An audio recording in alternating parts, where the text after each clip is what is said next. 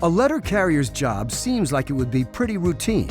They sort their mail at the post office, they get out to their route, they deliver the mail to each of their customers, and they return to the post office at the end of the day. And most of the time, this is how it goes. But every once in a while, life on the street can be anything but routine. Such was the case on April 27, 2015, in Carmichael, California, a normally quiet suburb of Sacramento. Letter carrier Scott Gallegos, an Iraq Army veteran, began the day as usual, casing his mail. He had been a letter carrier for only 4 weeks, and this was his first day delivering the route by himself. And as I pulled up, I stopped to get my mail in order, and I heard a knock on my window, and there was a woman standing there, just covered in blood from her neck down. I asked her what had happened, and she said she had been shot. And so I called 911, and I told them what was going on. About 5 to 10 minutes later, the police arrived, and as soon as they started to get into position, the shooter started firing at us. What had started as a routine day of delivering mail became anything but. Scott found himself in the middle of an active shootout. He knew he had to get the victim out of the gunman's sight. And I looked around, and behind us was a set of bushes, and we pulled her through the bushes and got her to the other side on that main road and waited for the fire rescue truck, and then we loaded her into that, and they took her to the hospital. Not wanting to attract attention, Scott crossed the main road and called his supervisor. He was concerned about the security of the mail that was still in his vehicle. I was pretty nervous about my job. I mean, it was my first day and this happened, and I didn't know what was gonna happen. So I wanted to make sure everything was okay with my supervisor and with my job. Carmichael Postmaster Bill Turner recalls the day's events. Scott was already across the street when I got there, and my first concern is Scott and making sure he's okay, and he was doing fine. I received a voicemail saying I was just involved in a shootout. That was it. He hung up. And so I called him back, and he's like, I was just involved in a shootout. And he said, okay, I gotta go. My first instinct was to turn on the news, and there, right across the TV, postal worker involved in shootout. I mean, he was a trooper. He was doing, the only time I saw Scott show any sign of upset was when he got a false word that the victim had died. And then he was upset. And then we found out shortly after that that was false. So other than that, I mean, he handled it. I have nothing but admiration for Scott and how he handled this entire situation. Scott went back to work the next day, delivering mail with a lot less drama. He has since had time to reflect on everything that happened. From the minute that I asked her if the shooter was still in the vicinity, that's when I thought my life would be in danger, definitely. Yeah, from then on. But you kind of put that in the back of your mind and just do what you have to do to get out of the situation, and that's pretty much what I did. They're out on the street 6, 7, 8, 9 hours, you know, so they're gonna see a lot. They're gonna see domestic violence. They're gonna see, I've never encountered a carrier that witnessed a bank robbery, but I'm sure it's happened. They might be in the bank at the time, you know. So yeah, they do get exposed to quite a bit out there. Letter carriers see a lot in a day's work, but there's no question that this was a very unusual day. Scott had been thrust into the role of a first responder. There were so many factors involved that put me there at that exact time that I think it was meant to be that way, so yeah. In honor of Scott's brave and selfless actions, his union, the National Association of Letter Carriers, named him their 2015 National Hero of the Year at a ceremony in Washington, D.C. As a veteran, he had the additional honor of placing a wreath at the Tomb of the Unknowns at Arlington National Cemetery. Until I heard her bang on the window, I had no idea what had happened or where she even came from. So I don't know what had happened prior to that. I didn't know. So, I mean, I know she was in dire need of help, and, you know, she saw me pull up and probably thought, well, this is someone I can trust. He's a mailman. Letter carrier Carolyn Zorn delivers mail in a quiet neighborhood in Pasadena, California. Several years ago, on her first day back to work after a long weekend, Carolyn opened the mailbox at the home of Mrs. Eli Norris, and she knew that something was wrong. Mrs. Eli was a widow. She was a retired military woman, very stately, well-dressed. Everything was positioned at her house. Very nice lady. So Monday morning when I got here, I get to her mailbox, there's mail in her mailbox.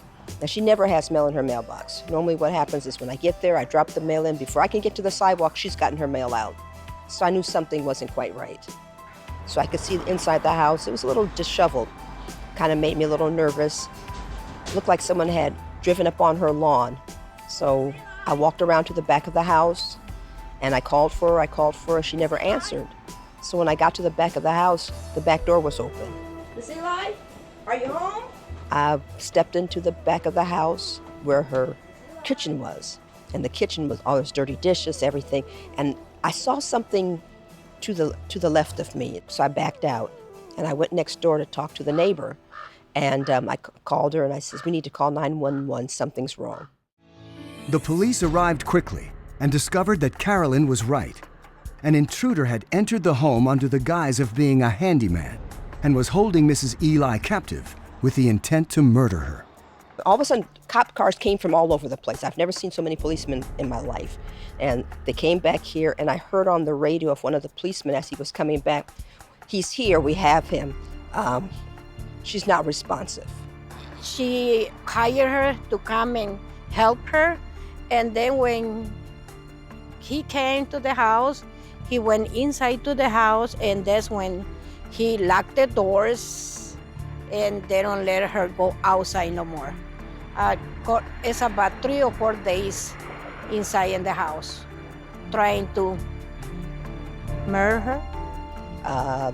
They said it seemed like he had done this to somebody else, and they had told me that they had raped her. This guy had raped her.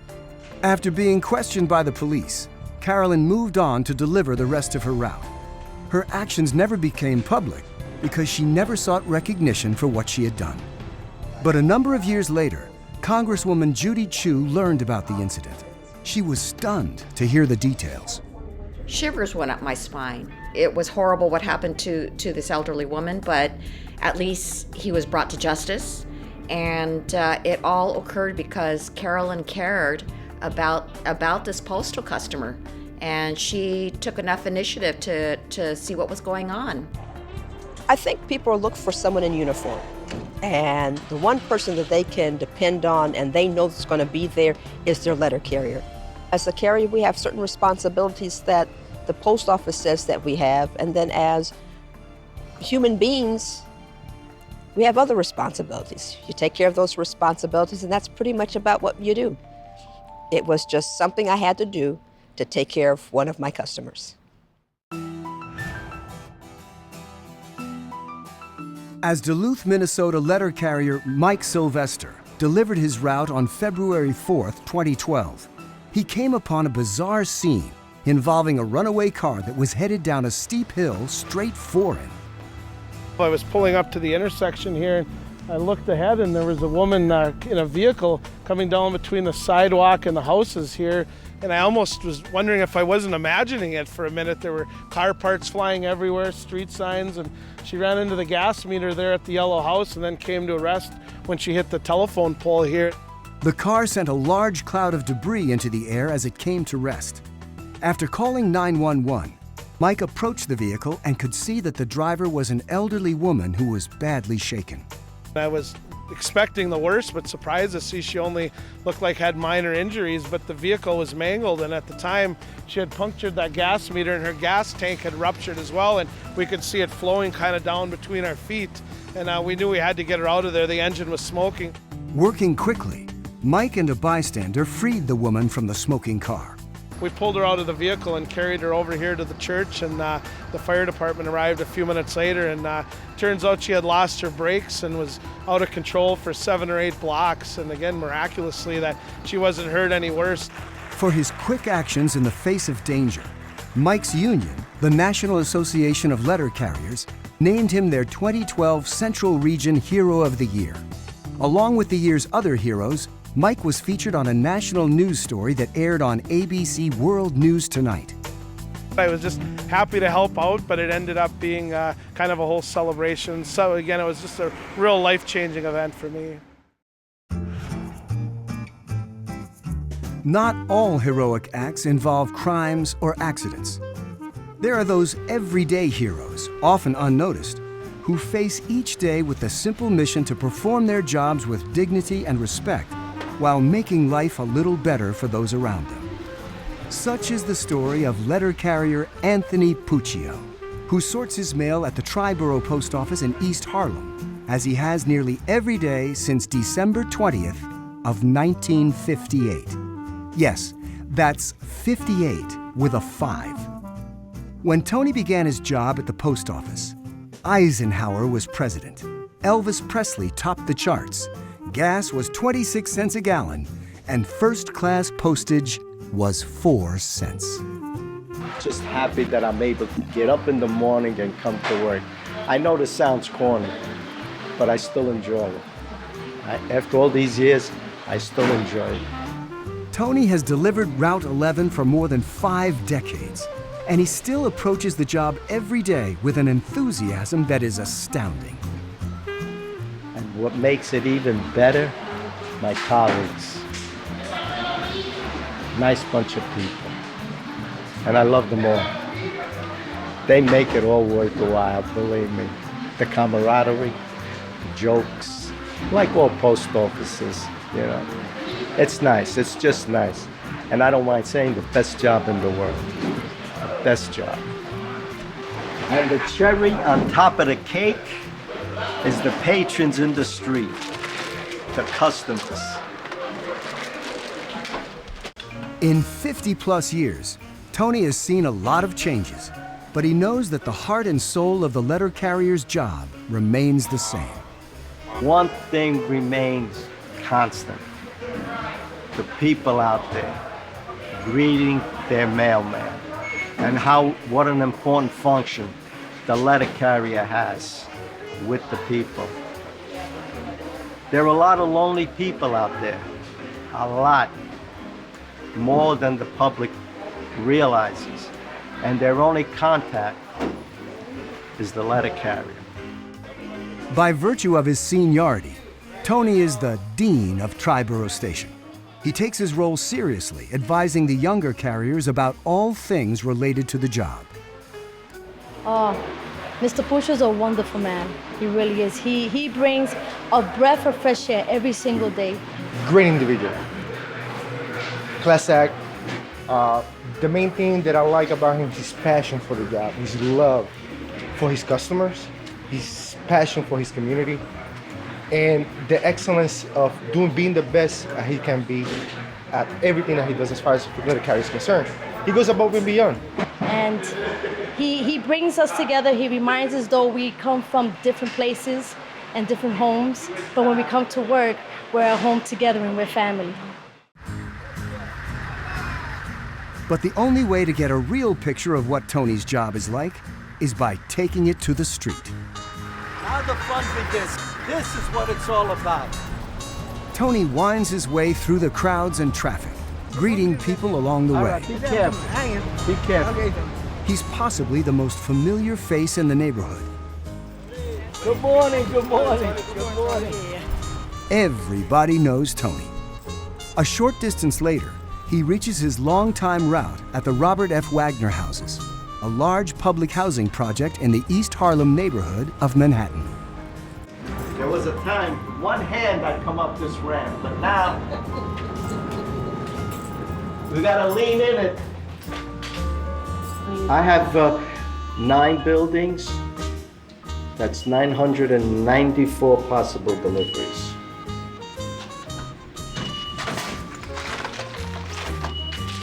And like I said, it's condensed. And we're all within one area here. Tony's route is far from the bucolic vision of the Norman Rockwell letter carrier. This is hard-scrabble New York City, and Tony's customers have many challenges. But these are Tony's people. He loves and respects them. And over the years, he has earned the love and respect of them as well. Here you go, honey. The movie starts already? For today, my 15 minutes of fame. The best mailman in the world. I don't know. I just make it my business to say good morning. It's a couple of golden words. Good morning. Please, excuse me. How can I help you? Never fails. How do you feel? All right. You heard about my stuff? No, when? Well, you know, you want respect, you give respect. Am I right, my man? Yes, my brother. Best gentleman in New York City. Hey, God bless with them. They got problems with me. God bless you, Tony. You too, my friend. Take care. Yeah, you want respect, you give respect. That also is a simple thing. Still, Tony is well aware of the neighborhood's difficulties. Halloween night was a shooting here. This year. Halloween. 3 weeks ago, first building, kid was killed. You gotta be careful.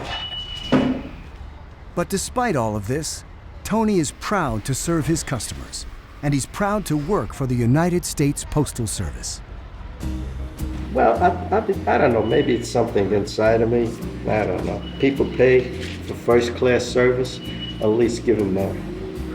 Look first class. You're representing the Postal Service, and you want to, I know it sounds corny what I say, but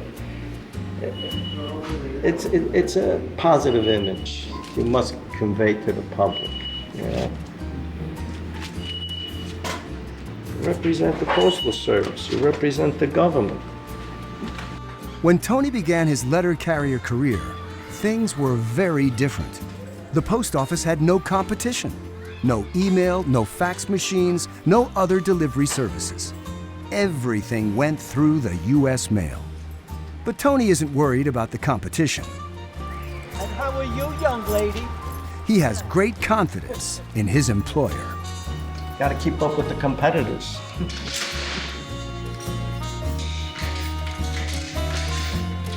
But no matter what they say, we've been in business a long time. A long, long time. And how are you, young lady? Say hi. Reflecting back on his years of service, Everybody loves Tony. Tony is clearly happy that he became a letter carrier. Yep. Really, really, best thing that happened.